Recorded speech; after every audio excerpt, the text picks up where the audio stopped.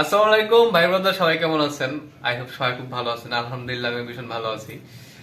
আসলে আজকে যে বিষয়টা নিয়ে কথা বলবো সেটা হচ্ছে প্রবাসী, আমাদের ওল্ড প্রবাসী, যেটা পুরনো প্রবাসীদের বিষয় নিয়ে কিছু কথা। যাদের কাছে যখন আমরা ছোট ছিলাম দেশের থেকে ফোন করতাম, বলতাম যে আমরা বিদেশে যাব, দেশে কি করব, তো ওনারা বলতো বিদেশে এসে কি করবা, বিদেশে এসে কিছু করতে পারবে না, অনেক কষ্ট। সেই সকালবেলা ঘুম থেকে উঠতে হয়, রোদে পুড়ে কাজ করতে হয়, সন্ধ্যাবেলা নিজে পাক করে খেতে হয়, এই ধরনের নানান ধরনের পরিশ্রমিক কথা, মানে কষ্টের কথা বলতো আর কি। তো যাই হোক, আমি আমার লাইফ থেকে আমি যেটা দেখছি, আমার অভিজ্ঞতা থেকে, যে যারা আরো 20 বছর আগে বা আরো 15 বছর আগে বিদেশে আসছে এবং ওই সময় বিদেশ করছে, জীবন যৌবন সব শেষ করে দিছে। হয়তো কিছু টাকা পুঁজি করছে, সে বাড়িতে একটা ঘর করছে, তারপরে সে আহ, দেশে গেছে, একবারে দেশে চলে গেছে। হয়তো তার কিছু টাকা ক্যাশ হয়েছে, এই টাকাটা কি করবে, অনেকগুলা টাকা। কিছু মানুষ আছে বদমিজাজি হয়ে যায়, মাতুব্বাড়ি করে, নির্বাচন করে, এটা সেটা করে টাকা পয়সা নষ্ট করে। হ্যাঁ, কিছু মানুষ আছে ব্যবসা বুঝে না, কোনো এই দোকান দিব, এরকম একটা শোরুম করব, এটা করব, এটা করে টাকাটা ওখানে ইনভেস্ট করে, এবং একটা টাইমে তার টাকাটা বিনাশ হয়ে যায় যে কোনো ভাবে। হওয়ার পর সে আবার ঠিক শেষ বয়সে, এমনি যখন তার যৌবন ছিল তখন কিন্তু তার বিবি বাচ্চাকে সে সময় দিতে পারে নাই।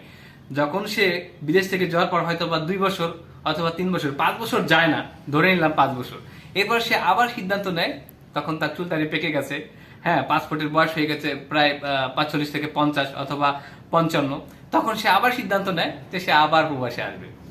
কারণ কি জানেন? কারণ সে আর টাকা পয়সা যেটা জমাইছিল সেটা অপব্যবহার। এই সম্পদ হচ্ছে আমানত, এটা কিন্তু আল্লাহ আমাদেরকে দেন, এবং সেটার সঠিক ব্যবহার না হলে সেটা আল্লাহ আবার কেড়ে নেন। ঠিক আছে, তেমন ধরেন এই যে আমার ব্লেজারটা, এটা যদি আমি আমি ইউজ করতেছি, এটা আমি ব্যবহার করতেছি, এটা আমার সঠিক টাইমে যদি না ধুই তাহলে এটা ঘেমে এটা নষ্ট হবে। এই যে আমার গেঞ্জিটা, এটা ঘেমে নষ্ট হবে, এটা তিলা পড়ে যাবে। কিন্তু এটা সঠিক টাইমে যদি ধুই, আয়রন করি, আবার পুনরায় ইউজ করি, এটা কিন্তু সহজে নষ্ট হবে না। তার মানে এটা সঠিক ব্যবহার হচ্ছে। তাই আপনার জীবনের প্রত্যেকটা জিনিস, আপনি যে জিনিসটা সঠিক ব্যবহার না করবেন ওটাই কিন্তু ধীরে ধীরে ধ্বংস হয়ে যাবে। ঠিক টাকা পয়সা, অর্থ সম্পদটাও ঠিক এরকম, আপনি যদি সঠিক ব্যবহার না করেন। যেমন আপনি 10 লাখ টাকার মালিক হয়েছেন, এই 10 লাখ টাকার কিন্তু একটা জাকাত আছে, এটার ফ্যাতরা আছে, এটা কিন্তু সাধারণত প্রবাসীরা দেশে যাওয়ার পর এটা দেয় না। হ্যাঁ, প্রবাসে থাকার পর কিন্তু যতক্ষণ তারা প্রবাসে থাকে তখন তারা মাদ্রাসায় দান করে, বিভিন্ন জায়গায় দান করে, হ্যাঁ, তখন দেখায় যে আমি বিদেশি, এই আমি অনেক টাকা কামাই। বেশিরভাগ প্রবাসী যেটা করে সেটা হচ্ছে কি জানেন? বেশিরভাগ প্রবাসীরাই দেশে যাওয়ার পর সুদের ব্যবসাটা বেশি করে। ঠিক আছে, এরে 50,000 টাকা দেয়, ওরে 1 লাখ টাকা দেয়, ওরে 2 লাখ টাকা দেয়, ওরে ব্যবসা করার জন্য 20 লাখ টাকা দেয়, ওরে 10 লাখ টাকা দেয়। হয় এরকম খালাতো মামাতো ভাই ব্রাদার বা আপনার বন্ধু বান্ধবের মধ্যে এই টাকাটা বিতরণ করে। দেওয়ার পর লাস্টে দেখা যায় কি যে আমাকে কেউ 2 লাখ টাকা দিয়েছে একটা ব্যবসার জন্য, আমি আমার ব্যবসায় মার খাইছি, সেই 2 লাখ টাকা কিন্তু আমি ফেরত দিতে পারি না।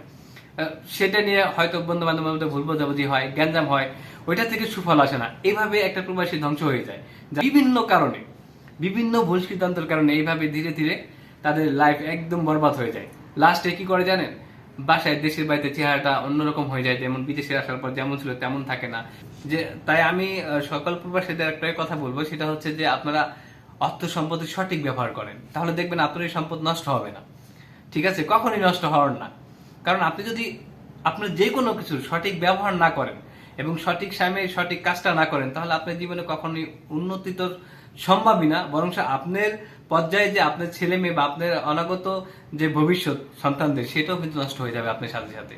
তো আমি একটাই কথা বলবো, যে আপনি যেখানেই থাকেন, যে অবস্থায় থাকেন, ভালো থাকেন, এবং আপনার যে অর্থ সম্পদ আপনি যেখান থেকে যেভাবেই কামান, অবশ্যই সৎ পথে কামান, সৎ পথে ইনকাম করেন, আর সৎভাবে সেটাকে ব্যবহার করেন, তাহলে দেখবেন অবশ্যই সেটা থেকে যাবে।